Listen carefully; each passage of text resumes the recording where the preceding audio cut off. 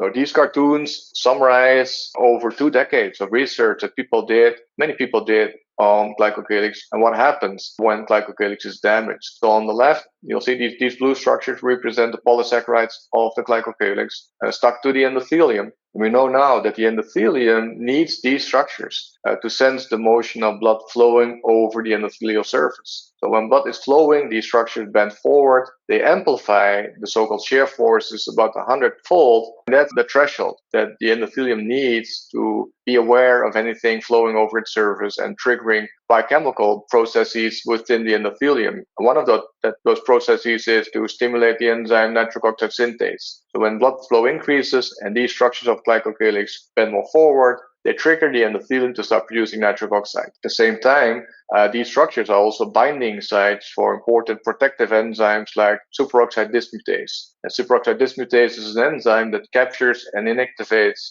oxygen radicals that are locally produced that might damage your endothelium and might damage your glycocalyx. So a healthy glycocalyx not only allows your endothelium to produce nitric oxide in response to flow changes, but also it captures enzymes that inactivate oxygen radicals. I also realized that the tight nature of these polysaccharides within that matrix caused that the effective pore size, the openings between the polysaccharides, is so small, only a few nanometers, forms a barrier against leakage of plasma proteins like albumin. So with a healthy glycocalyx, the albumin stays within the bloodstream, doesn't leak across glycocalyx or doesn't leak into the vessel wall. And that protein gradient is important also for maintaining a proper fluid balance. So the high plasma protein concentration on the luminal surface of glycocalyx makes sure you don't start leaking too much fluid out of your capillaries. And again, similar as for the red blood cells, a micron-thick glycocalyx not only prevents red cells to get too close to the endothelium, but also prevents other cells like blood platelets and leukocytes to get too close to the endothelium and to get close to the adhesion receptors responsible for binding the platelets and binding the leukocytes. So when glycocalyx is damaged, we've done studies together with many others, and we know that glycocalyx is damaged by all kinds of risk factors that people are being exposed to, like smoking, hypertension, diabetes, aging, obesity, you name it. When glycocalyx is damaged, you'll lose these structures, these polysaccharides.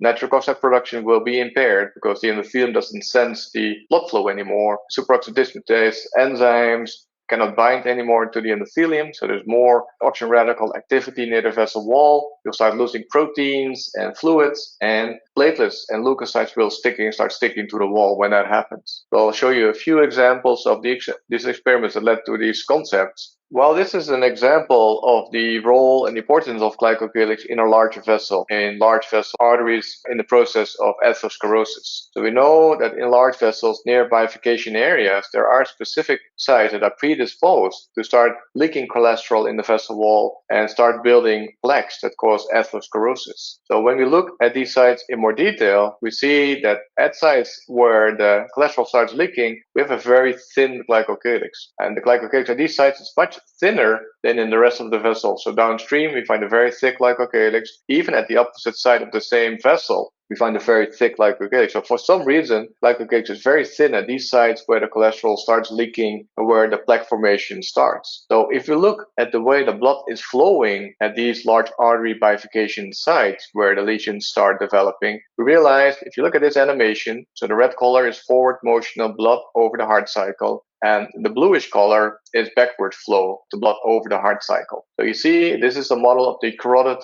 artery bifurcation, and this is what we call the internal sinus node. Then we see that downstream of the bifurcation over the heart cycle, we have these very complex flow profiles. So instead of just moving forward like in the rest of the vascular system, the endothelial cells at this site do not see the blood moving forward. The blood stands still or even moves back and circulates. So because of the nature that the blood is flowing at these sites, these endothelial cells do not experience forward motion of blood flowing over the endothelium. And also, those are the endothelial cells with a very thin glycocalyx.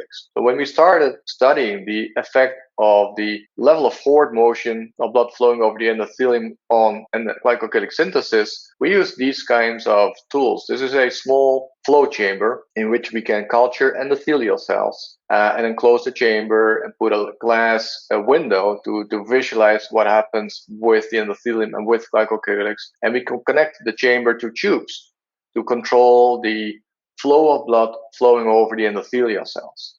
So if we do that and we have a normal level of blood flow, we measure a normal level of glycocalyx production by the endothelial cells.